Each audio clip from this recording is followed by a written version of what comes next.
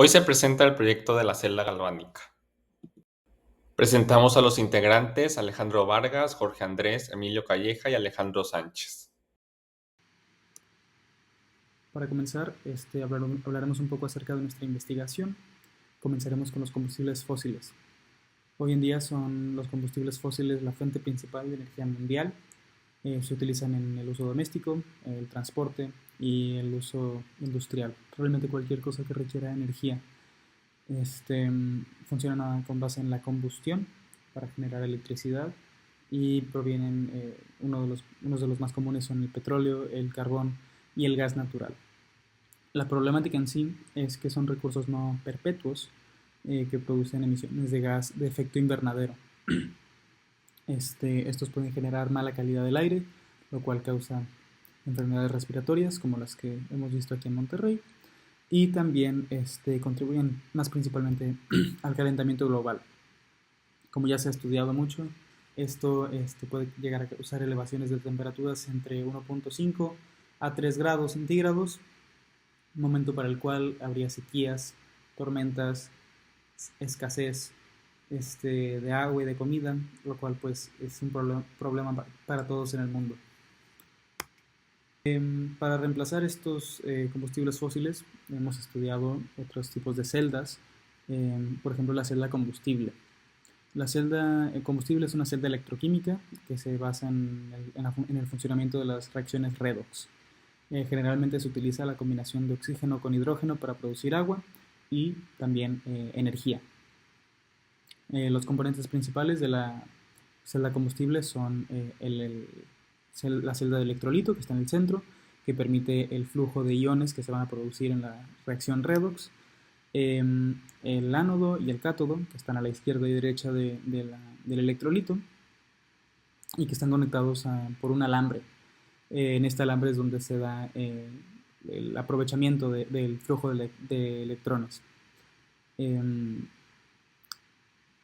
A un lado del ánodo y el cátodo se encuentran los compartimentos del ánodo y el cátodo, que es donde van a entrar el hidrógeno y el oxígeno respectivamente. Las ventajas de esta celda es que no produce ningún residuo contaminante y que su estructura es bastante simple de mantener. Se piensa que deben de realmente reemplazar lo que sería baterías de autos, por ejemplo, que son muy contaminantes y realmente complicadas de mantener.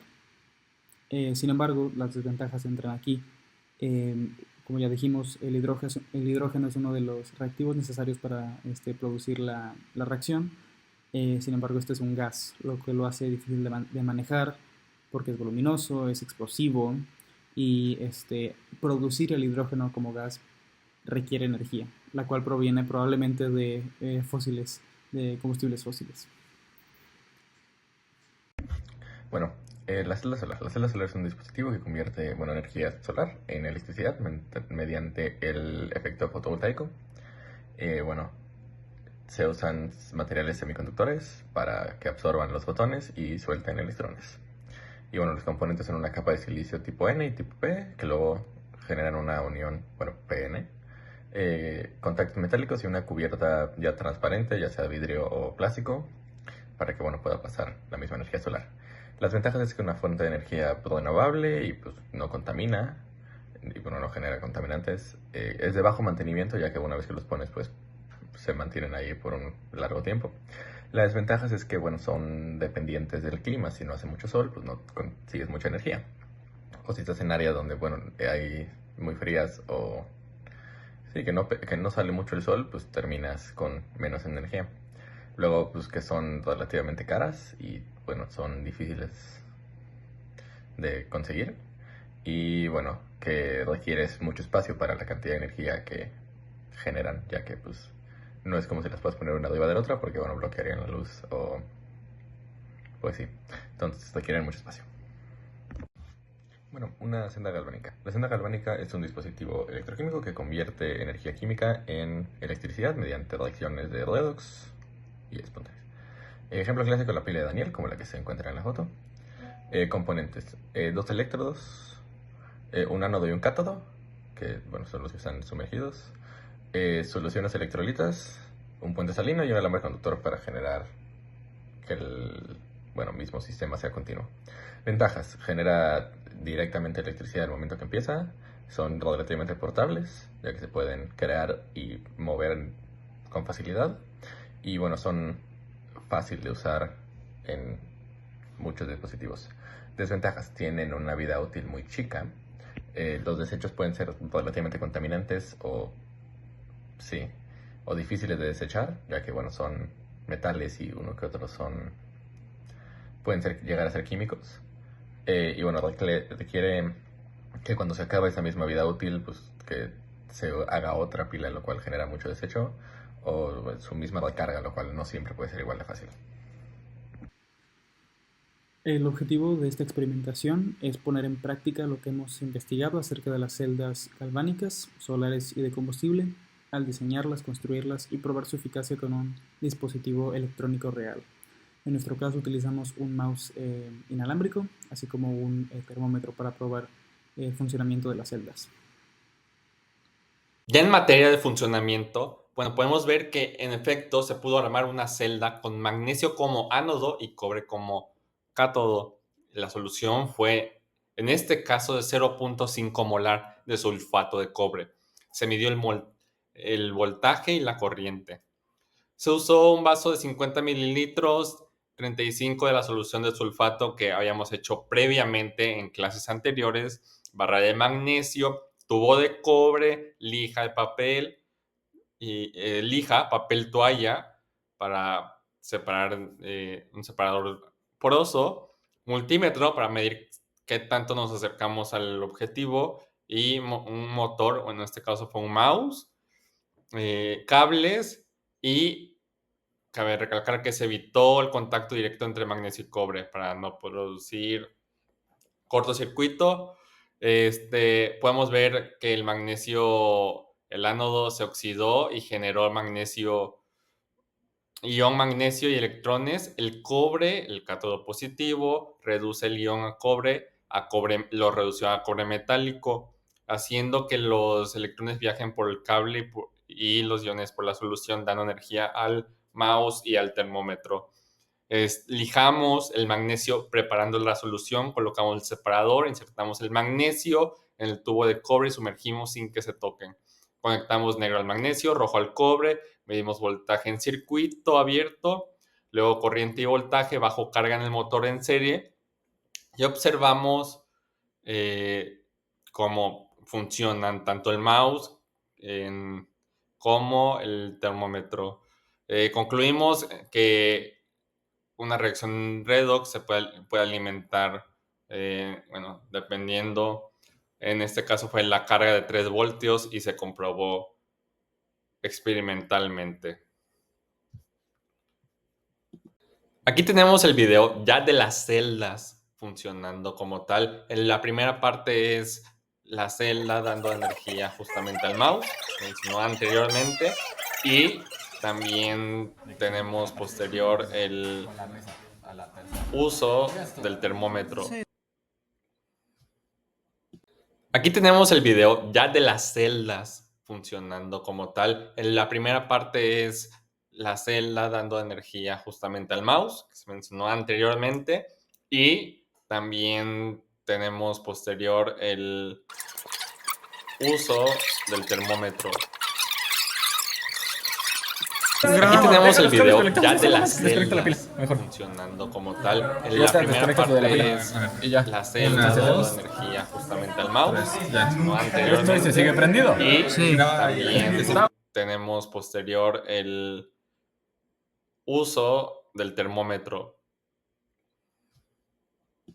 Aquí tenemos el video ya de las celdas funcionando como tal. En la primera parte es la celda dando energía justamente al mouse, que se mencionó anteriormente, y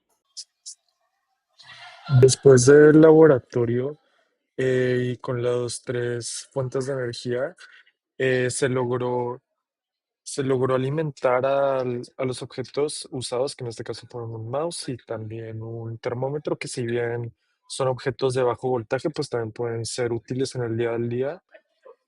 Respecto a las tres fuentes de energía, la que vimos más práctica fue la celda galvánica. Con la celda galvánica fue muy rápido, con la llegada del voltaje pues fue un proceso relativamente rápido, o se encendieron rápido y pues se pueden mantener las cosas encendidas por un largo tiempo. También y con las celdas de combustible es un poco más largo el proceso de armado porque requiere unos métodos muy específicos y cantidades específicas de agua. Porque pues, al final ese reactor lo que va a hacer es separar hidrógenos de oxígenos y en eso generar energía. Y respecto a la celda solar, fue un poco más difícil porque no daba el voltaje necesario para encender el mouse. A duras penas encendió el termómetro.